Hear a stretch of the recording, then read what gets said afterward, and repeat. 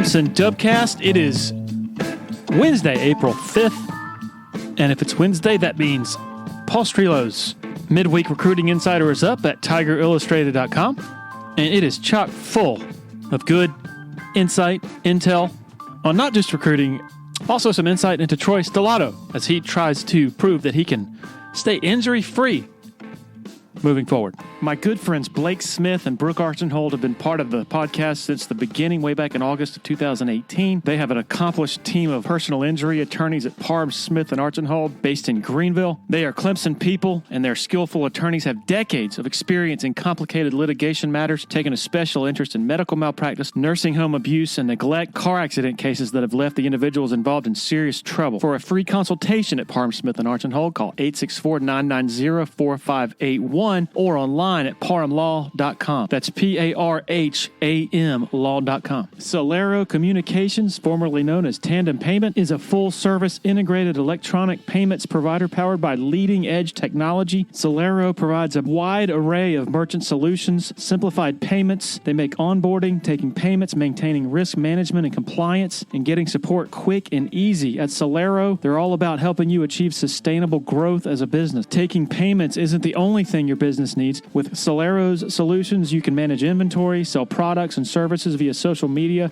schedule staff, track sales, get reports, and much, much more. Find out more about Celero at celerocommerce.com. That's C-E-L-E-R-O commerce.com. Want to share a quick word about Founders Federal Credit Union? If you've been to a sporting event in Clemson, you've probably heard about Founders already. They are the official credit union partner of the Clemson Tigers. In addition to that, all Clemson faculty, staff, and students are eligible for membership as well as IPTAY members. Matt Gross is a proud Clemson alum and the vice president for the Clemson market for Founders Federal Credit Union. Matt's office is located beside the Walmart Neighborhood Market on Old Greenville Highway in Clemson. For more information, go to foundersfcu.com.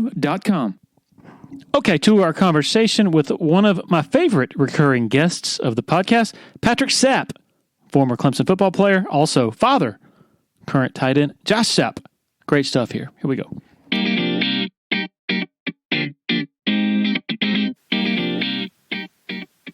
All right, joined once again by Patrick Sapp. How you doing, sir? I am doing good, brother. How are you?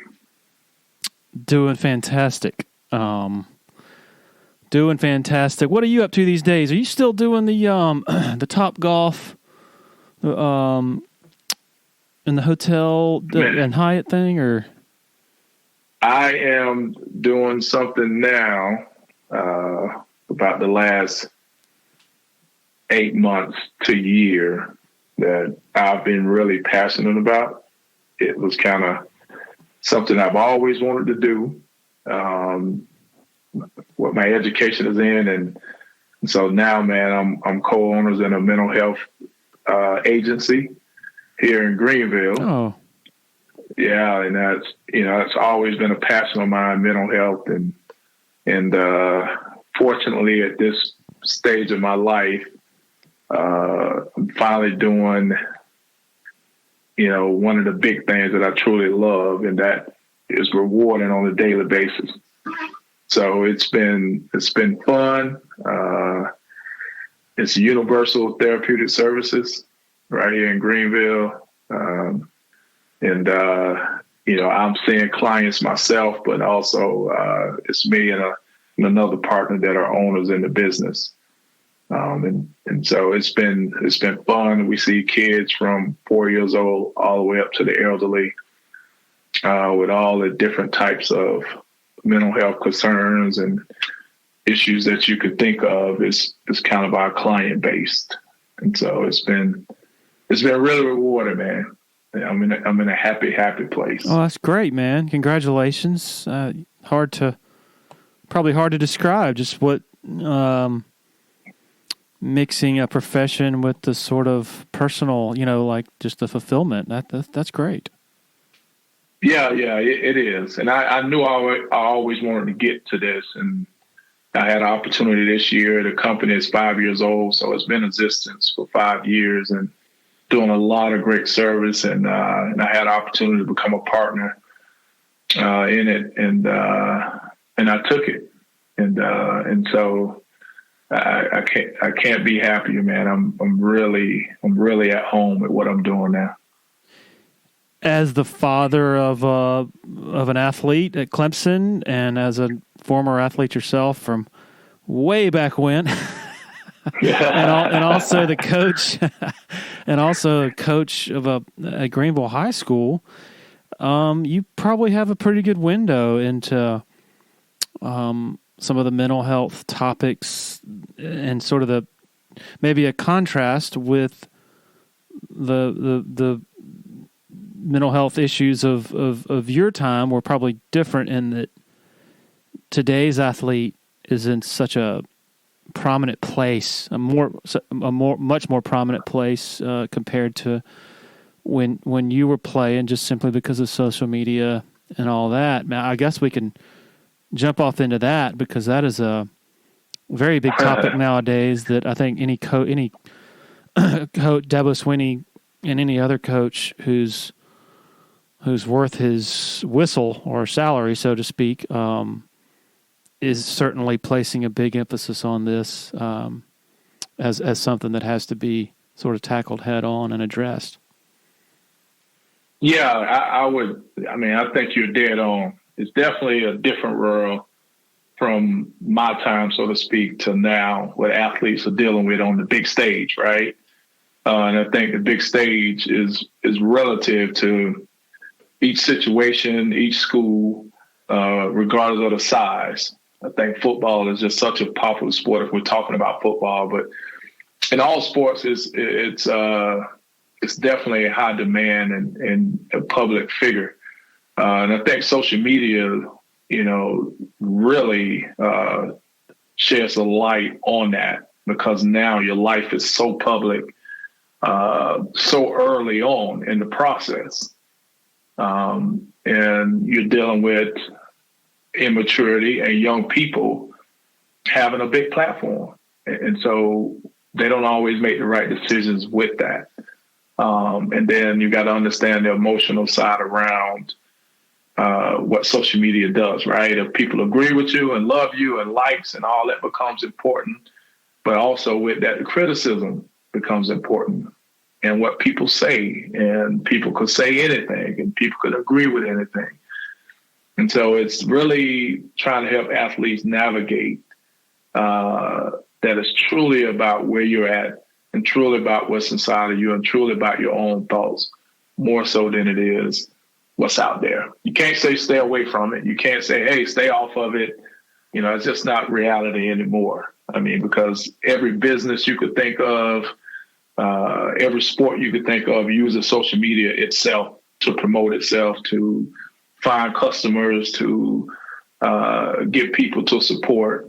And so individual athletes are no different than that. It's a part of their brand. So that's the huge negative about it.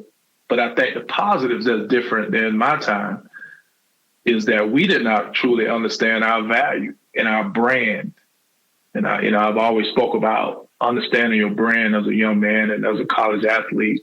And even before that, we didn't know that. We didn't understand that. We all had one, but these young men and women begin to understand that brand at a much earlier age, and also, protect that brand a little better than we did, and use it, quite frankly, better than we did. So I think that's the positive about it. But you can't mention the positives without the negatives. And I think the potential negatives far outweigh what the positives are.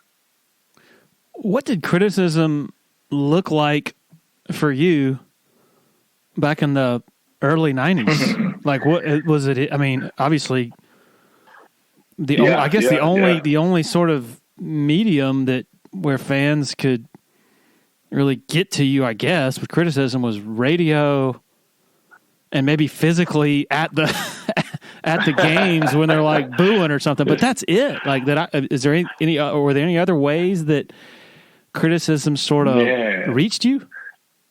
Yeah, I would say, definitely, something I've been in my career is radio, and definitely that platform. And I think that's always kept me mindful of the things that I've said on air or about an athlete because I was there. I was a quarterback that had some great success, but also some failures. And so that's one of those positions that everybody loves to critique, the quarterback, right? Yep. And very few people could ever play it, but everybody critiques that position, which is rightfully so. But yeah, radio was huge because that's where people could really voice their opinion and a lot of people could hear it, right? Believe it or not, the mail, you received mail. I think mails was so big back then. You would, on a week at Clemson, man, I would probably get 200-300 letters. What? Yeah. And it would be a lot of good. A lot of people talk about their history. Not a lot of negative things from that point of view, but you would get a lot of love and a lot of support through the mail. I don't know what the kids get now. They probably don't get a lot of it. Maybe autograph requests or something like that. And then, write-ups, newspapers, magazines. For the most part, writers would critique you through their magazine subscriptions and writers from the newspaper. A lot of times may take quotes and stuff like that, but nothing like today, man. People can instantly put something out there about you right now, and 1,000 people can comment on it. So it's just a lot tougher right now. It's so kind of fascinating how, talking about the media, sort of the traditional form of media, like you have your people who are credentialed to cover Clemson or whatever other team, and then the national media. There's that sort of category, and then there's the social media. And it seems like the social media has become a bigger enemy of teams than the actual media, but then it sort of blends together in the perception of teams because, as coaches, you're trying to motivate your players and you're like, look at what this person said, and, right. Bulletin board stuff. And I actually, something that's been on my mind for the last couple of days is the women's basketball, NCAA, the Final Four, which was the first women's basketball I've watched in a long, long time. So I'm definitely a fish out of water there. But both Dawn Staley, South Carolina's coach, and Angel Reese in press conferences both said, hey, we're not thugs and the narrative is that we're ghetto and this and that. And even Dawn Staley said, we're not monkeys and blah, blah, blah. And I'm like, wait a minute. If somebody wrote that, like an actual media member wrote that type of narrative in an article, it would be hugely controversial. And so what I'm thinking is that in both of those cases, it's the social media, it's the absolute gutter commentary that you get and that I guess they see on Twitter and other platforms that the established sort of media is certainly not writing, at least that I'm aware of, because I think if somebody wrote something like that in a professional capacity, we would all be aware of it because it would be a major controversy. What do you get where I'm going with that? How there's two separate things, and one is just these crazies who you just have this cesspool of craziness on social media where people can just say whatever the hell they want to behind an anonymous handle or whatever it may be. Yeah, and I saw Dawn Staley's comment, and what I read in that was that it was some folks talking offline, right, about her or the team, and it got back to her from a source. And I think that's where that came from. And then I think the criticism, early in the year about how physical, that they were playing and the way that they play. I think that was UConn's coach that kind of made those comments. That's right. Yep. And so I think the combination of that she took offense to. And I'm sure for her to mention it on that platform, it was probably a pretty reliable source that she spoke to. And so I think that's where her response was. And I think Angel Reese, just to comment on how she was taunting, and the young lady from Iowa was kind of doing the same thing, and how people reacted to her more so than the other young lady. I can't remember her name, from Iowa. Clark. Yeah, the best basketball player I've ever seen. I should forget that name, but she. And I think how people responded to her and then responded to Clark. And so I think it was a bias in their mind, and I think that's what they're responding to.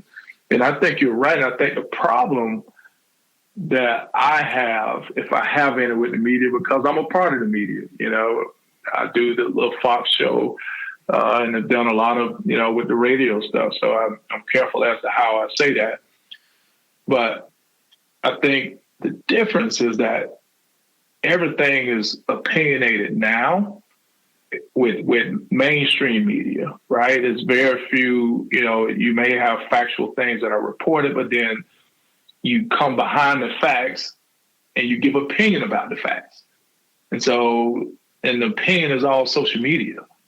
And so you can't tell the difference in the world nowadays. They live so close together that you listen to a respectable news outlet, and the rhetoric sometimes is no different than social media, or it's close. So I think that's the dangerous side of it. And I think facts don't matter to people anymore. It's about how I feel about what I'm reading more so than what the truth is. And I think people that sell the news have learned that. And so you write that way, you communicate that way, and more people respond to it. With regard to Reese and her pointing at her finger, I got the ring, whatever, the taunts. Right. Tell me what I'm missing, because I didn't like it, and I guarantee you, had Trevor Lawrence done the same thing at the end of 44-16, pointing at Tim Williams or one of those defensive linemen and pointing at his finger, I wouldn't have liked that either. Like I don't know.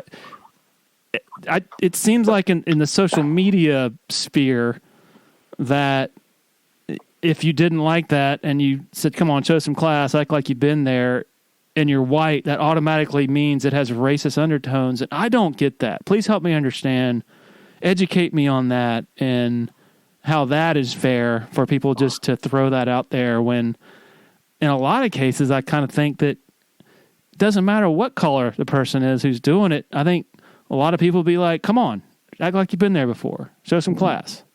What am I missing? Right. Well, I think you make a great point, right? But I think it's exactly kind of, what we talked about earlier.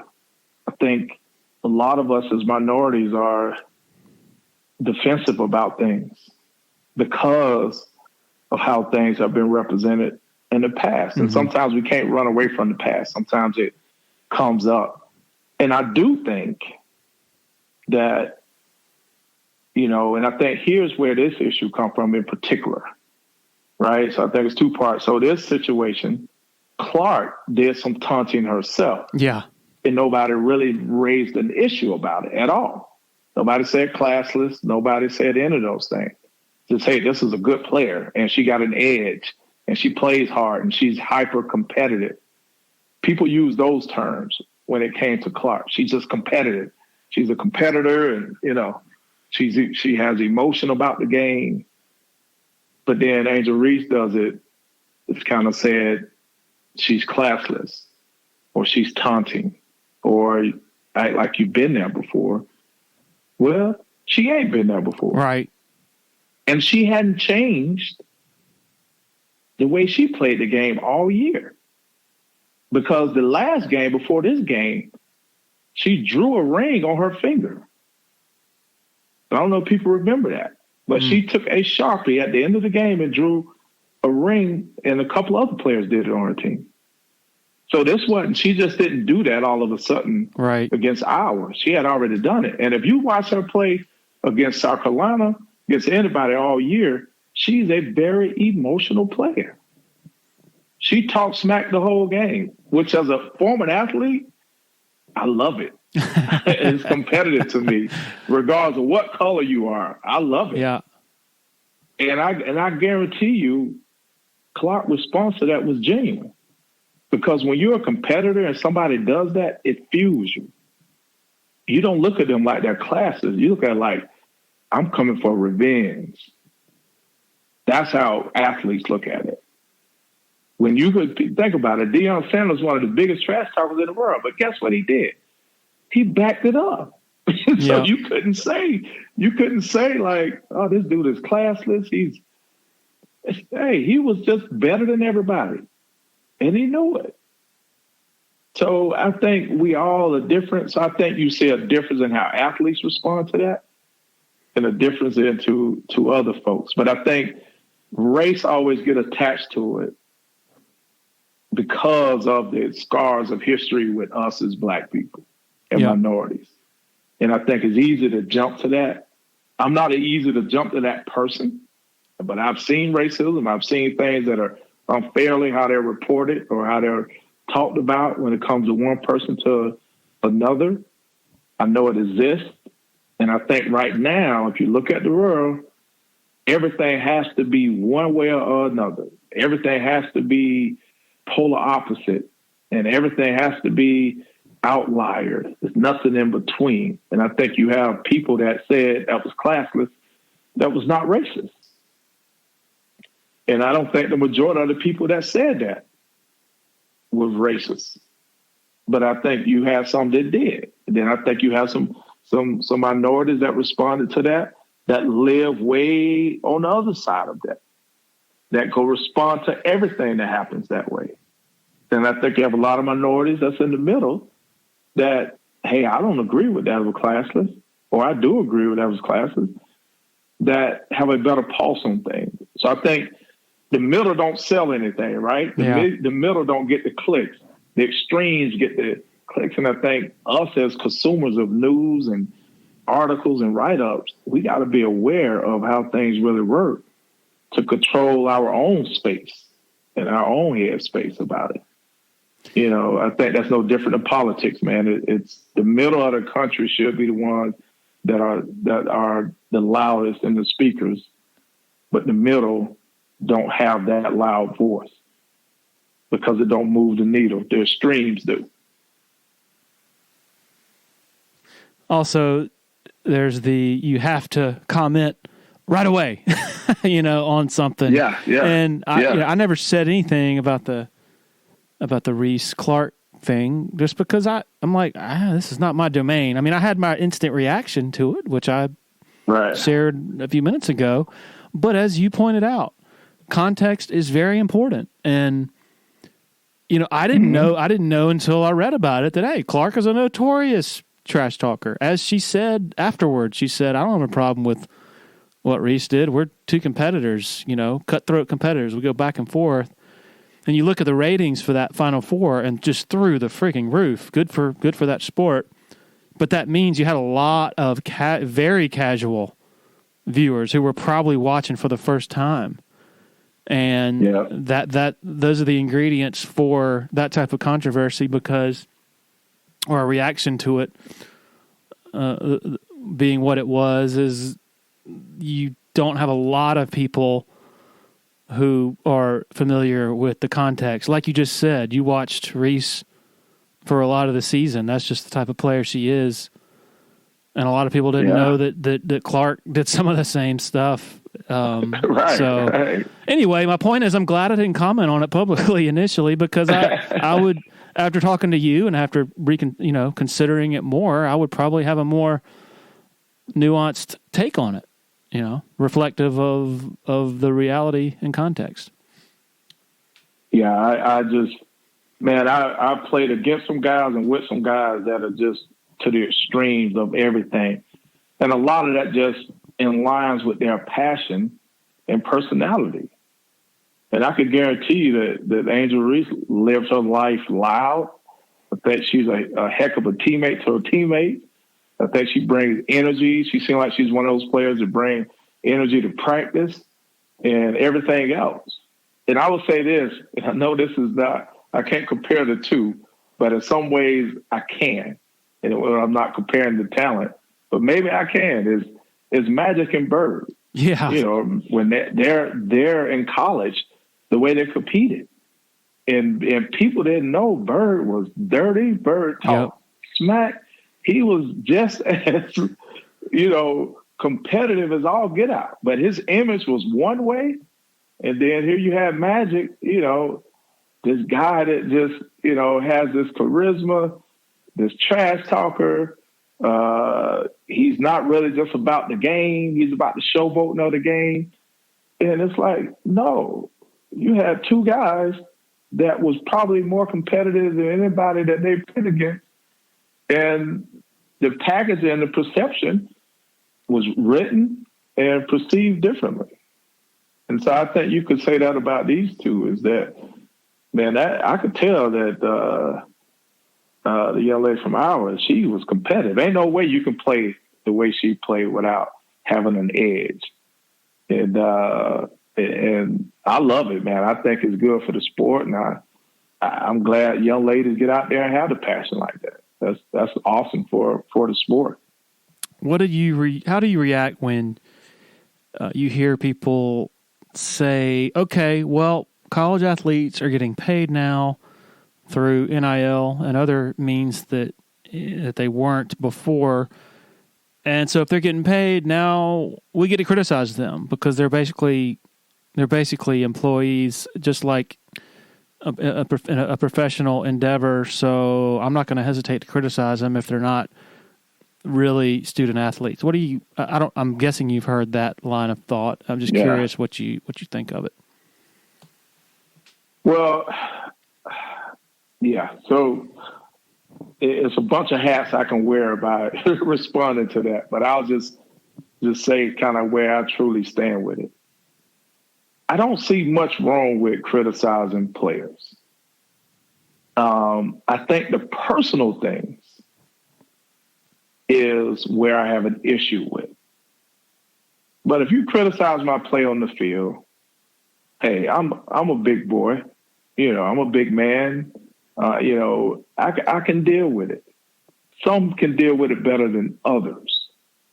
And you pay a lot of money. A lot of people, if we particularly talk about Clemson, it's a lot of people. They pay a lot of money, man, coming to games and tailgating, and a lot of that's people's vacation money. They save up to do, to attend the games and to travel with the team. They're invested financially, emotionally to the game, and Clemson budget is huge as the money they spend on football. So it should be criticized, and it's a part of the game. I don't have an issue with it, to be honest with you. Do I feel like it should be more now because kids are getting paid? No, because I think money is just an opportunity just being distributed equally now. Or I shouldn't say equally, but better than it has been in the past, where these young men and women couldn't receive anything. So I don't think comes more responsibility as to I should play better, or I should make better decisions, or I should be criticized more. I just think there's nothing wrong with being criticized. But I also think there's nothing wrong with coaches being criticized. And I also think there's nothing wrong with Dabo Swinney being criticized. And I think that's where, if we're talking about Clemson, that's where I see a difference. We will criticize assistant coaches and players, but we won't criticize Coach Swinney. And I understand why that is. I get it. But if you're looking at it fairly, and I'm just speaking to fans, speaking to anybody else, everything starts with the head coach. So failures in all of it, and he would tell you the same thing. My program starts with me. So if you criticize the players and the assistant coaches, the head coach should have the same criticism in there. It's just that's how it is. That comes along with the job, and that's the facts. You're saying you don't think he has been criticized enough or proportionally to the way the assistants and players have been? Is that what you're saying? Yeah, I don't think he's been criticized proportionally the way that they have. I don't think it exists that way. Not within Clemson's nation. Outside people, he's been criticized too much, in my opinion. Meaning but national media type folks. Yes. But the everyday folks, no, he don't get the criticism that the players and the assistants get. I mean, think about it. You know, if you're looking at blogs and looking at responses, he don't get criticized much. Well, he would probably disagree because on I'm signing, sure he was, because nobody wants to get criticized. Because on signing day this past February, I mean, it was a calculated and full throttle sort of, I guess, I don't know. My words are failing me. Campaign. I don't know. Basically telling fans, "Hey, man, y'all are too entitled.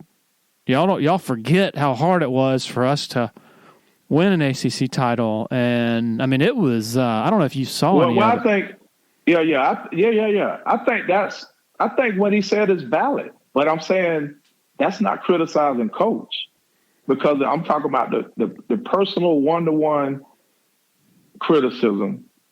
It's the defensive coordinator, it's the offensive coordinator, it's the quarterback, it's the receiver coach.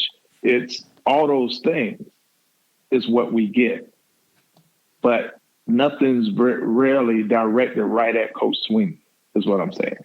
I'll probably respectfully disagree with you on that, because I think that in this sort of snapshot of time, meaning the last year, like after Elliott leaves, I mean, Dabo really goes out on a limb in promoting Wes Goodwin from, I don't want to say nothing, but certainly not a position of leadership. Definitely behind the scenes guy. I mean, that was an unprecedented move to fill the shoes of, or the vacancy left by arguably the top assistant in the game with Wes Goodwin, and then on the offensive side, not just promoting Streeter, but the decisions to hire Spiller and Grisham, Thomas Austin, inexperienced coaches. I mean, that's totally fair to say. And so people, I think criticism of the assistants is really, in a sense, also, and probably fundamentally, criticism of the head coach for making those decisions, for taking those risks when people argue, if you're that stature of winning 2 national titles in 3 years and going to 4 championship games in, I guess it was 5 years,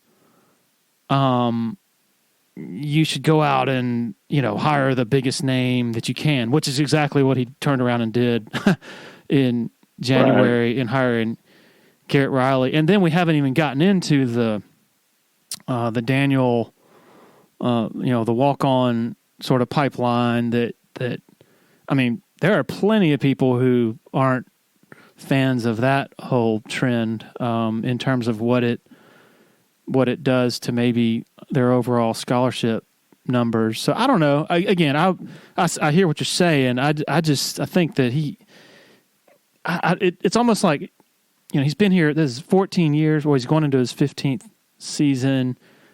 And I think people have gotten kind of, I don't want to say spoiled, but they lost some appreciation of how hard it was and how special it was to get to the, to win it all and to get there. Well, I think they appreciate it now for sure. I'm kind of rambling, but Anyway, that's interesting though. Really, really fascinating to hear. And again, like I guess what I'm saying is that, people talk about the program, and I guess when you say that, you could say they're criticizing Coach Swinney because it is his program. But I don't hear people using Dabo and his name in those terms.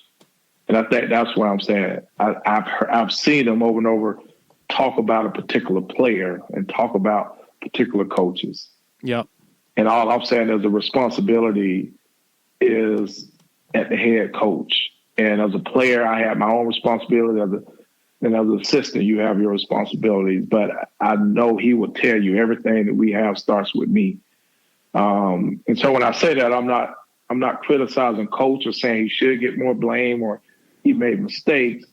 I'm just saying as we talk about criticism, I feel like fans come at it differently than they do with a head coach and our assistant coaches and our players. And I think that's my opinion about it. But I would agree with his comments is that we have gotten spoiled, and I have seen it, and I still see it. If we struggle to win a game, the offensive coordinators criticize. What are they doing? Or the defensive coordinator. I'm like, well, a win is a win. Last time I played football, and it's hard to win games. But we expect it now. Or people want to 10 games, I'm going to save until we go to the playoffs. Like it's just automatic. Or the national championship game. And I remember the first time we played Alabama and national championship game, and we were so excited to go, and there was so many Clemson fans.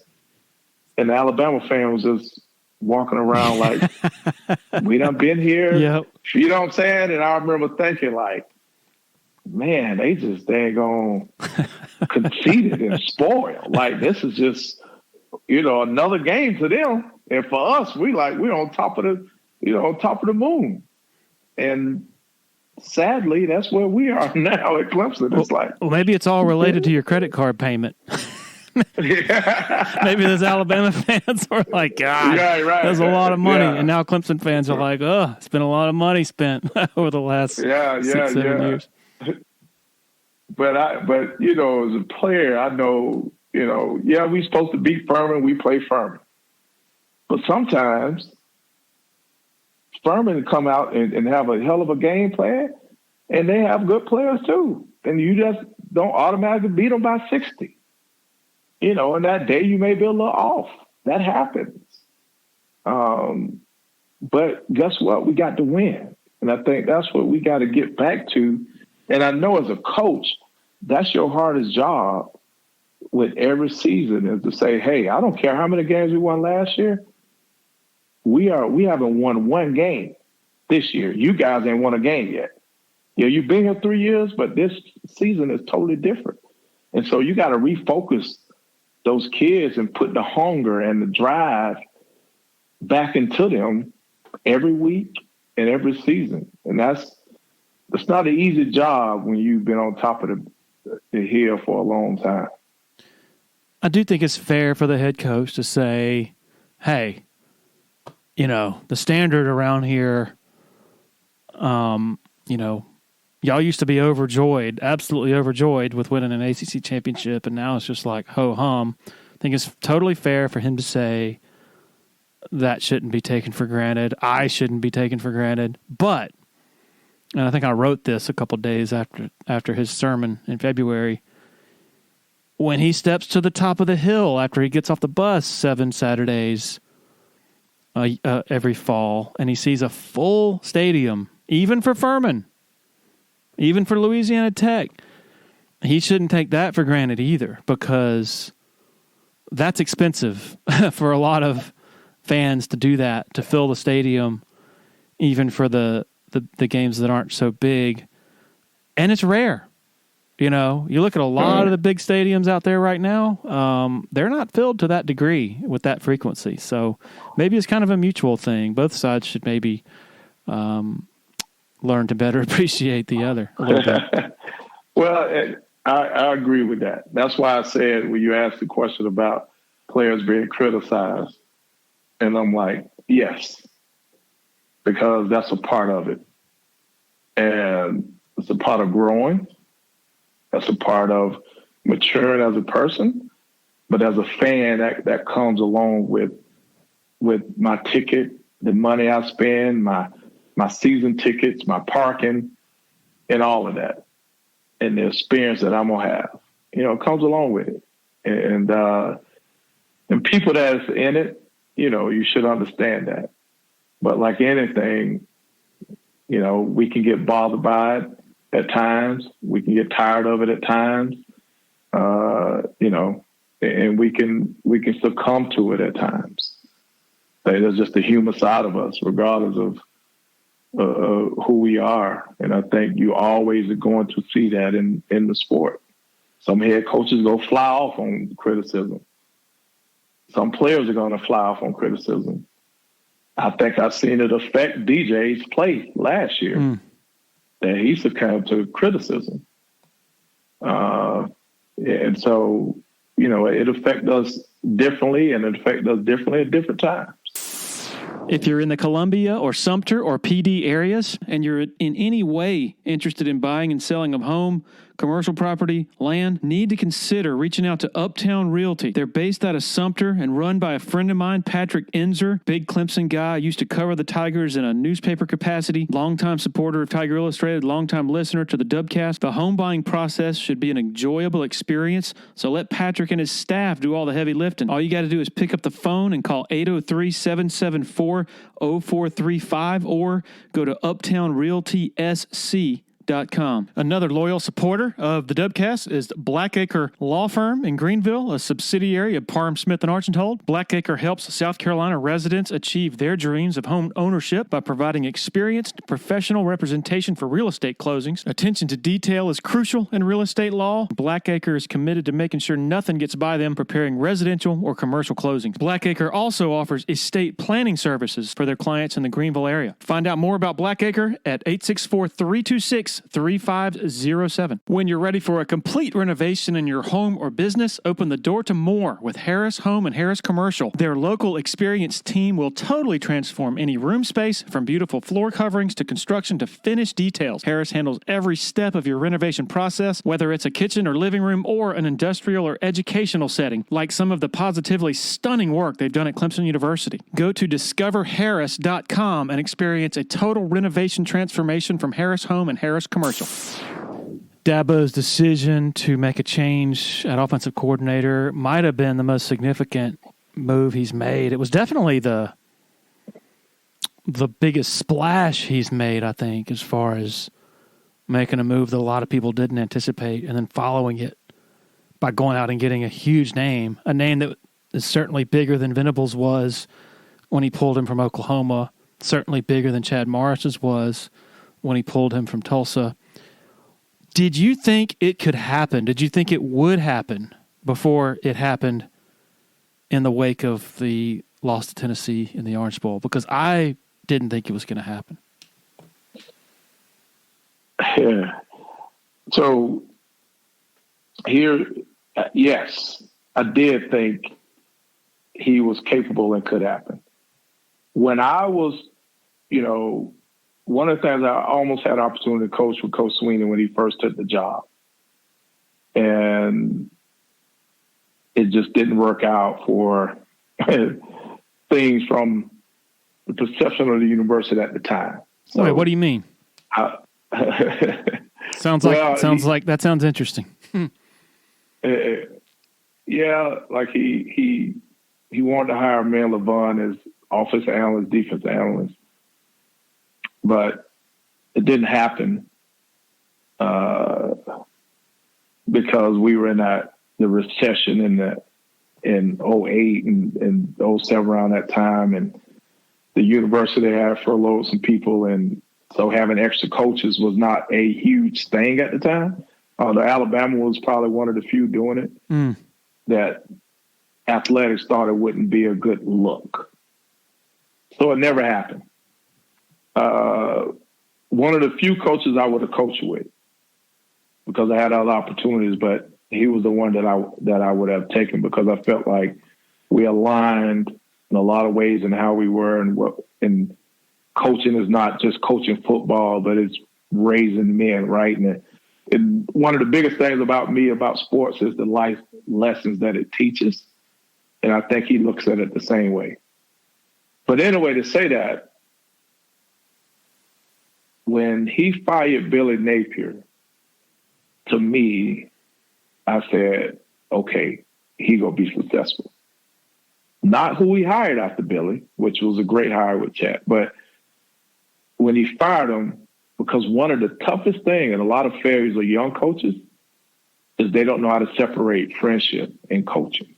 It's hard for them to make the tough decisions. So when he made that decision, I was like, Coach gonna be successful. Even though I thought he would be, but that sold me totally.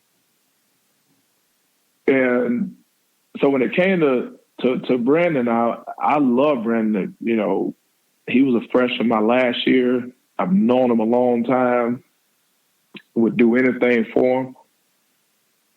But I knew that decision had to be made. And when he made it, I was not surprised by it. Because I know he's able to make the tough decisions. And I know how much he cares about Brandon and Brandon's family. But he felt it was the right thing to do. And he did it. So I wasn't surprised. What does this mean? Does this mean Dabo is gonna almost totally remove himself from the offense where he was definitely collaborating?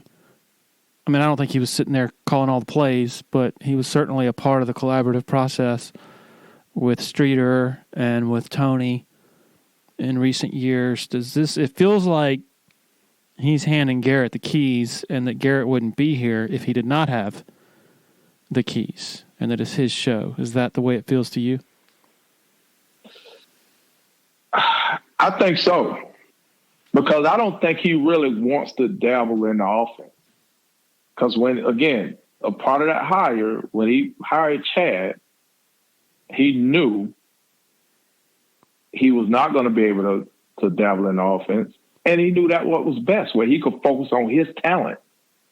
And his talent is messaging and motivation and communicating and building a culture.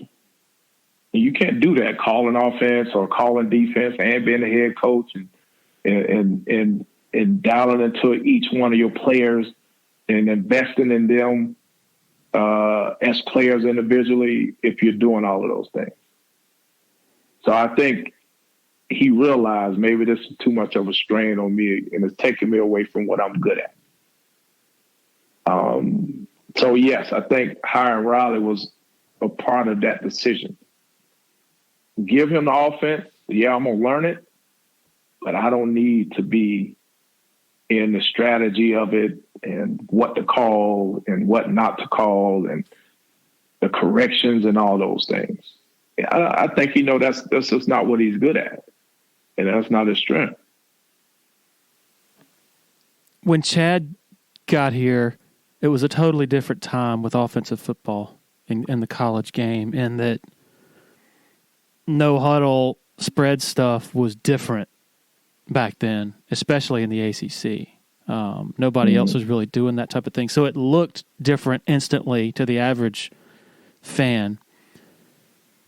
It feels like it's going to be harder to look different now with when you're trying to figure out what's different with Garrett, just simply because there's a lot of sameness with college offenses nowadays. How do you think it will look different to the average fan? Will be able to say, "Oh, wow, this is the mechanics of this part of it are different from before." Just throwing deep more, the tempo actually being up tempo more often. Those are the two main things. Throwing over the middle, perhaps.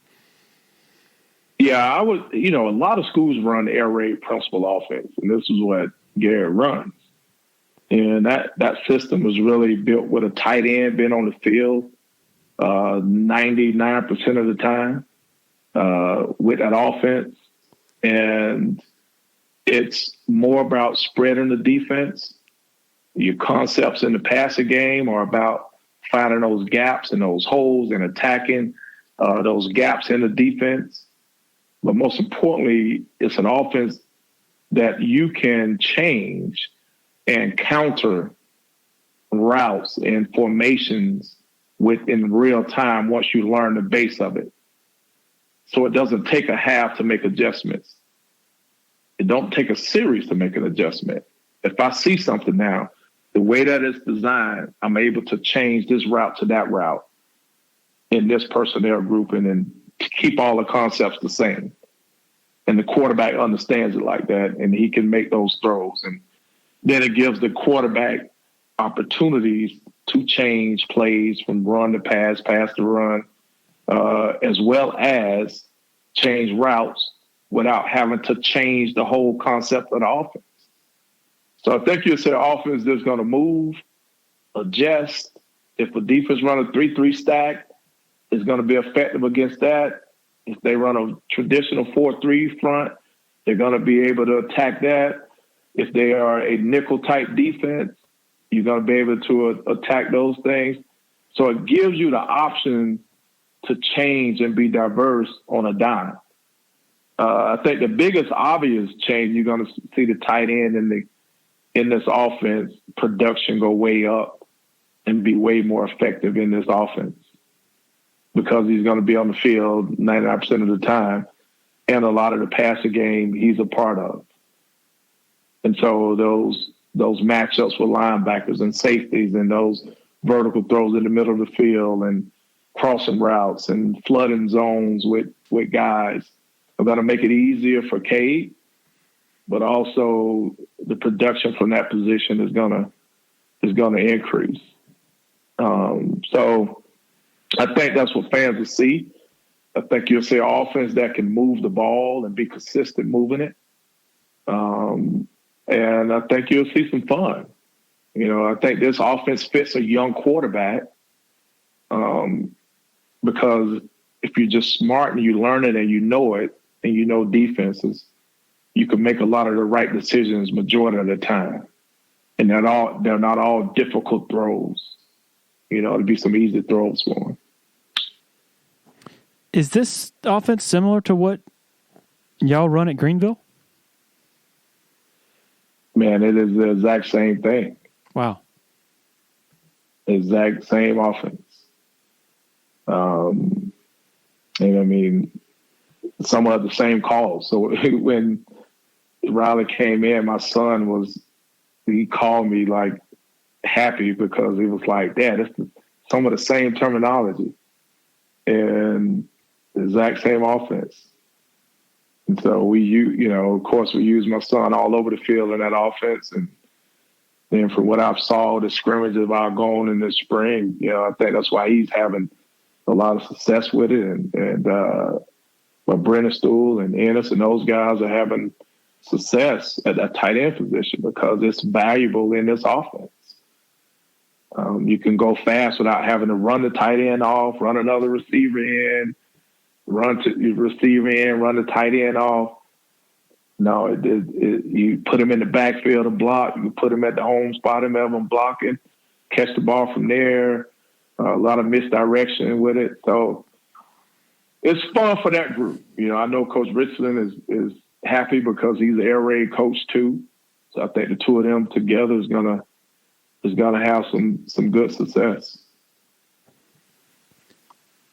And I asked Lemansky Hall a couple days ago, the defensive ends coach.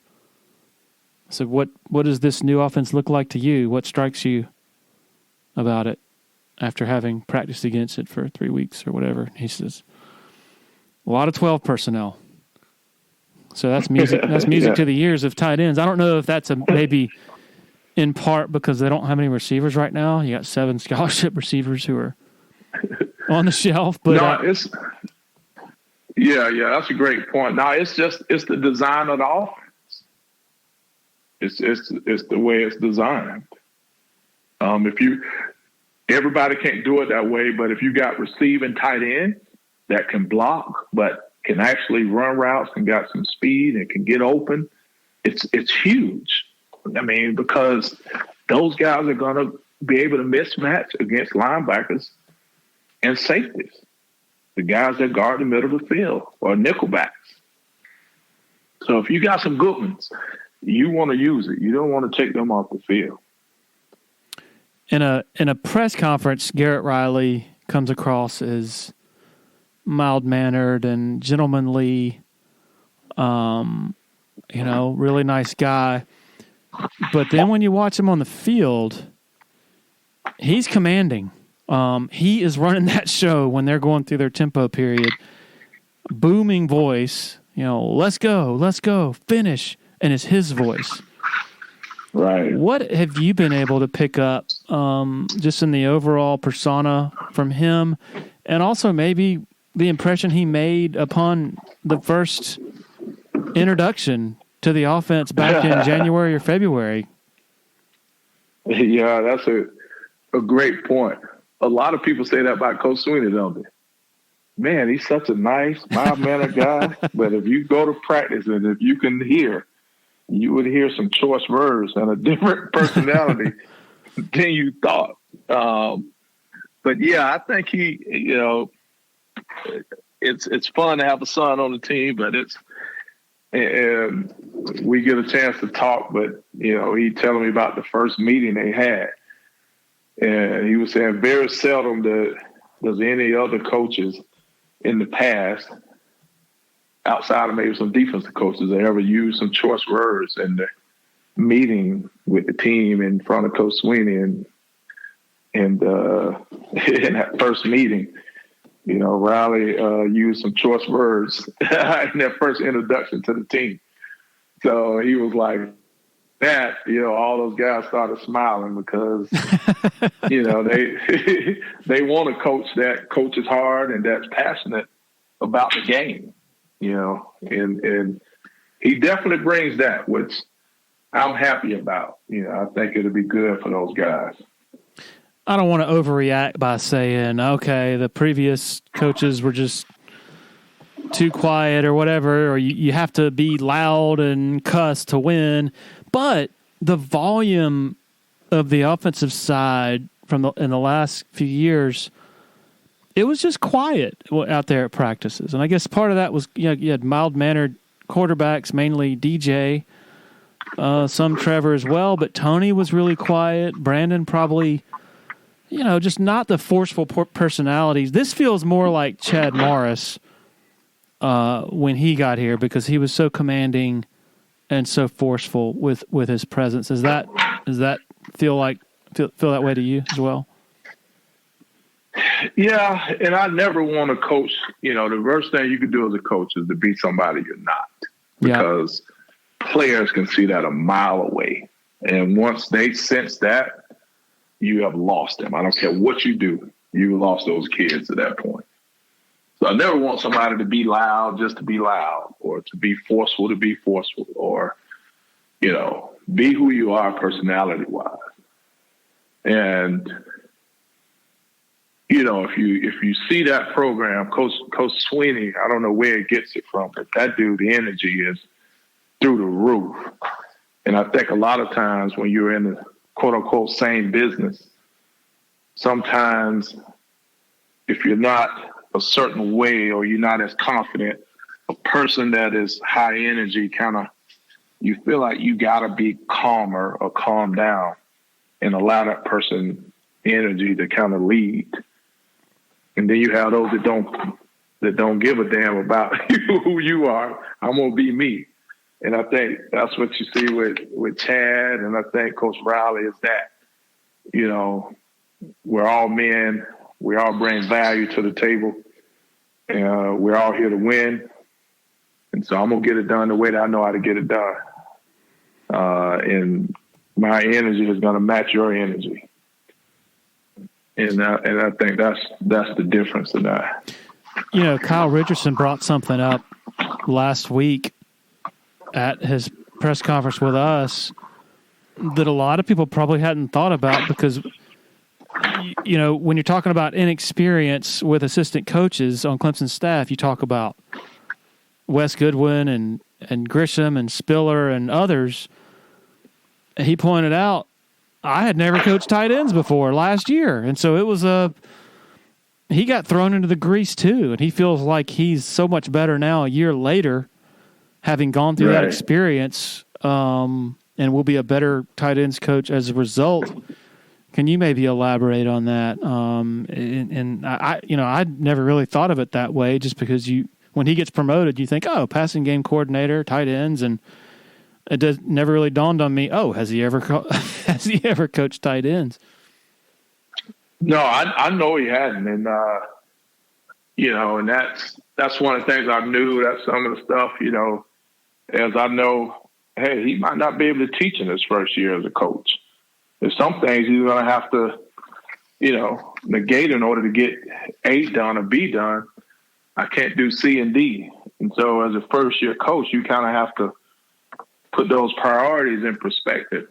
So, yeah, that's a huge learning curve. And he hadn't really been an on-field coach at Clemson. So, it's a lot that comes along with that. You got to prove that you can coach. You feel like you got to prove to Coach Swinney that you know what you're doing and that you can lead a room. And so I say this, I can sum it up to the change that Clemson experienced last year in my own terms. And I will say it like this. We truly established a culture at Clemson. And you had coaches coaching in that same culture for a long period of time. And then all of a sudden you had a change of, OC, DC, position coaches, and with some no experience to very little experience. And now you have to not only become a coach and give the culture to your players, but you're still learning the culture of Clemson. And you're learning it from a different perspective as a position coach, as a defensive coordinator, as an offensive coordinator. That's a ton of change. Yeah. It's a ton of change to the culture. So you're going to have some bumps in that. And I know Coach Swinney understood that. But you're going to have bumps in that. You're not just bringing on players, you're bringing on new coaches, young coaches. Then the other side of that is, I'm a young coach. Who do I call on the staff? Who do I confide in? Who can I get experience and advice from? Well, you don't really have it because all of us are kind of somewhat in the same boat. Yep. And so that's what people got to realize. That's the grace that fans got to give Clemson, is that, hey, man, that's a lot in that. But you look at what comes out on the other side and the possibility of what comes out on the other side, and I think that's what Coach Swinney understands and what he understood. Yes, there'll be a little bumps, but once these guys get there, man, we rejuvenated. We got younger as a staff. We got higher energy. We got folks that are building the culture back that's already established and doing it in their own way, but supporting the same culture. That's going to be invaluable in the future. You just hope the future is this season, or it could have been last season. And you still almost had it last year on one or two plays that could have changed all of it. So when he says to people, man, I think we're in the best position we've ever been at Clemson, and people look like, man, this dude is crazy. I think that's what he understands. It's that potential of it. And where we're at and what it is. So that's to me that sums up a lot of that and a lot of what's really going on at Clemson right now. Last question. You are a coach at Greenville High School, so I have to ask you. Blake Franks grew up a Clemson fan. Is committed to South Carolina? How did he end up getting away to South Carolina? Man, I honestly, as I look at it, South Carolina, they work that kid every day. They work them as much as legally possible. And I just think that relationship and the time that they put in recruiting that kid is why he made his decision. Because I know he liked Clemson. I know he respects my son a whole heck of a lot. I know they talk. And I know he talked to Colin Sadler about Clemson. But I think at the end of the day, South Carolina they went at him with all full force. And I know they was in some form of communication with his family, with him, as much as they could be. And I think at the end, that is what won out in his decision. And he is a heck of a player and a great kid, and I wish we could have got him. Because, and I'm not saying this, I'm saying this honestly. If you tell that young man, hey, we go work out 4 hours a day and we go run 200 miles, he'll say, yes, sir. And he ain't go complain and he go work. If we go be out here 5 hours, yes, sir. We go be out here 2 hours, yes, sir. Every day. He's just unbelievable kid that don't even know, with all the accolades he has, he don't even know that about himself. He just thinks he's just some ordinary kid that just got to keep working. And I love that about him. He has no ego at all. And so we missed on that one. I would say I feel like that's one we should have got. Probably not going to sit well for Clemson fans to hear that they got outworked on a kid who grew up a Clemson fan. Yeah, I mean, it's I don't know all what Clemson did and what they didn't do. I know just being, coaching and being around, and I saw the effort and the time and all of that South Carolina put in them. I mean, they worked to get that kid. Patrick Sapp, this has been the fastest hour of my life, maybe. It feels like 10 minutes. It was great conversation. Man, I appreciate it, brother. Like always, I do. I'm going to run the headline by you for the podcast. Former Clemson great and father of Clemson players says Dabo Swinney not criticized enough. Hey, I don't know. That might get some folks. I'm joking. I'm not one of those guys. I understand where you were coming from. I'm just playing. My phone will be ringing off the hook by dang on. Nah, man. Oh, man. I appreciate it, as always. Man, I appreciate you. Keep doing the good work, man, and keep an eye on my young man, Josh. He is working his butt off, and I know he's pleased with what's going on, and hopefully this year he get some time and welcome himself to the Valley, man. So looking forward to it. All right, I am honored to consider Patrick Sapp a friend, and always a joy to catch up with him. Appreciate the support of our sponsors for helping make this happen as usual. And also, as usual, thanks to every one of you for actually listening. Really appreciate it. Cheers.